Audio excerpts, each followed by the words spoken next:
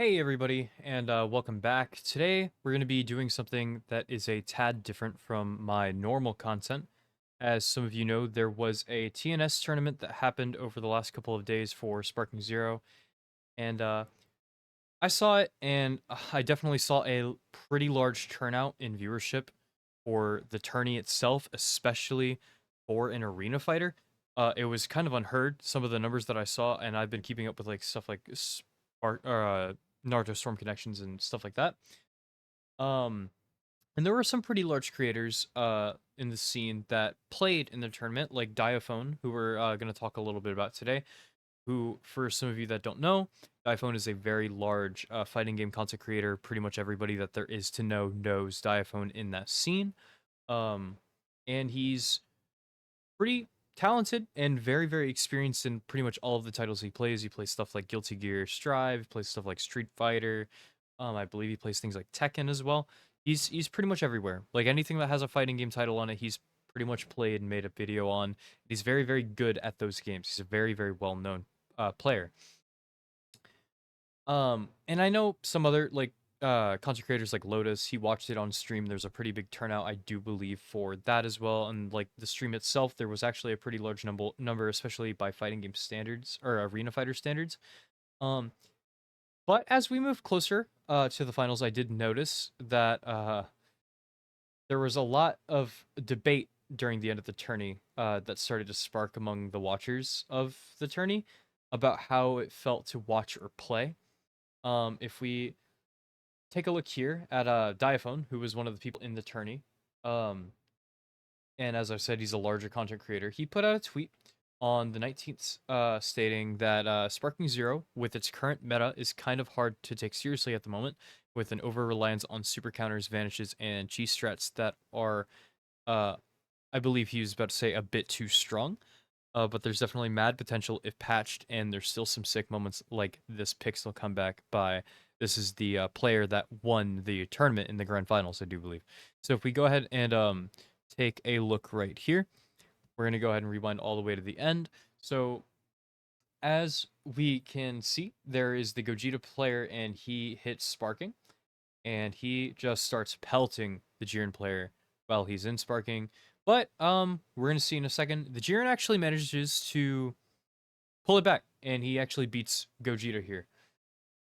And then Pan comes out, and Pan is a character that is really strong in this game, has a very, very solid kit. And the Jiren player enters sparking, and he pelts her with blasts until he can do this super to finish the job. And the super is unblockable for people that don't know. So essentially, he lowered her to the point where he knew the super was going to win him the game because uh there's no scaling on the super.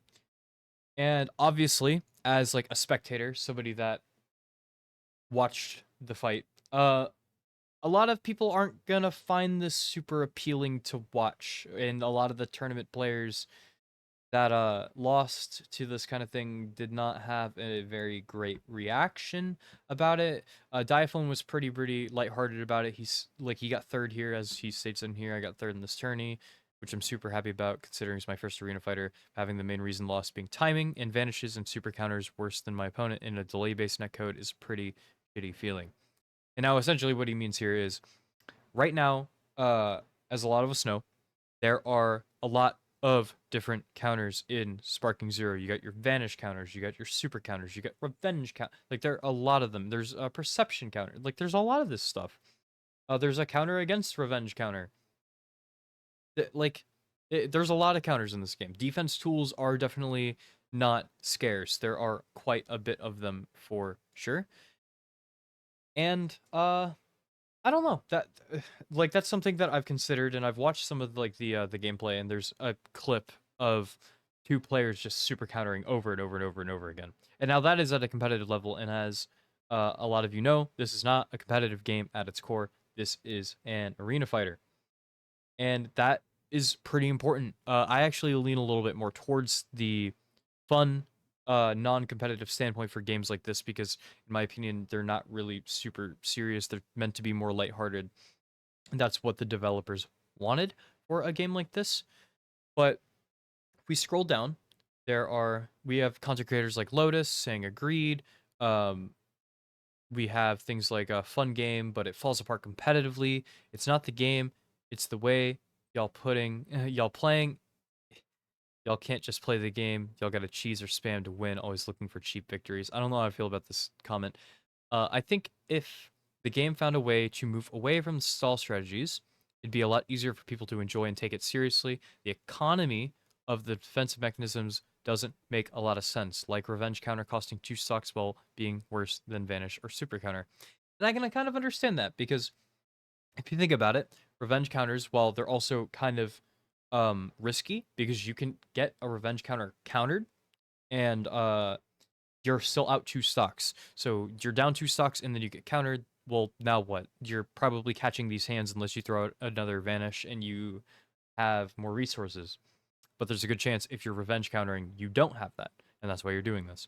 Or maybe you're not as good at super countering. There's just a lot of things in here. There are a lot of things to kind of take account for because things aren't always going to go according to plan, especially in a game like this where there's a lot of different things happening. And we have another tweet here from Zenosaki, somebody that watched the tourney, saying, after seeing the TNS tourney, I have a lot of questions about the SC tourney competitive scene or the Sparking Zero competitive scene because this was way boring to watch. And if we go ahead and take a look at this video, it's a first form cell fighting against an Android 19 player, and the cell turns and goes into sparking mode. This is in losers finals, so this is pretty far into the tournament. And Cell tries to shoot him with key blasts, and what does the Android 19 player do? He goes up and down a lot, quite a bit, here in the TNS tourney. Um, and again, like, regardless of how you feel, this is really not fun to watch. Like, it's silly, it's funny, but like, you don't want to see this in of any fighting game, let alone a Dragon Ball fighting game. This is really, really silly. It's a strategy that works really effectively. Essentially, the Cell has to put himself in harm's way in order to do anything, and the 19 just powers up, and the Cell really couldn't do anything. He just wasted sparking the entirety of it to the Android 19 because he couldn't do anything else. And I don't know. It's definitely a lot of things to take in because on some accounts, like, we're going to have situations where a lot of us play and it's going to be an all great time. Like, whenever I do content creation, I don't have to deal with this, but in a competitive sense, this is something that could be a problem if the giant mass of people played competitively. Now, if we take a look, the Diaphone tweet about the game being hard to take seriously had a lot of love to it. 760 likes is not a small number for an arena fighting game, especially with a hot take like this. But if we go over to the other tweet, over here by Zenosaki, the largest tweet here, again, bro, why are all y'all trying to take this game seriously and make this a competitive game? Lamau. And this tweet as well, it had 581 likes, so there's definitely a lot of people that also share the same sentiment.